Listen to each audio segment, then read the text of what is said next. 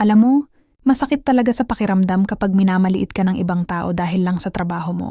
Parang ang tingin nila, kapag construction worker ka, mababa ka na agad. Parang hindi nila nakikita ang pawis, pagod, at sakripisyo sa likod ng bawat araw mong pagtatrabaho. Pero kung iisipin mo, sino ba ang tunay na bumubuo ng mundo?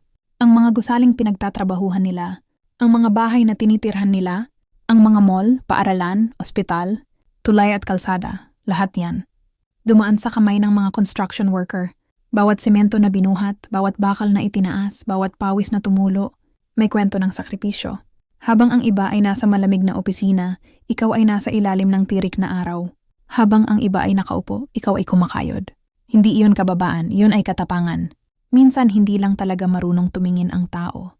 Akala nila ang sukatan ng halaga ay posisyon o damit. Pero ang totoo, ang sukatan ng tao ay sipag, dangal, at malinis na hanapbuhay. Mas marangal ang kumayod ng tapat kaysa yumaman sa panlalamang. Isipin mo, kung walang construction worker, walang tahanan ng marami. Kung walang construction worker, walang matatayong pangarap. Kaya huwag mong hayaang yurakan ng opinyon nila ang halaga mo. Ang taong marunong magbanat ng buto para sa pamilya ay hindi mababa. Mataas ang dangal niyan. Sa huli, hindi trabaho ang nagpapababa sa tao. Ang nagpapababa ay ang pagmamataas at pangmamaliit sa kapwa. At tandaan mo ito. Ang kamay mong magaspang sa trabaho ay mas marangal kaysa kamay na malinis pero walang ambag.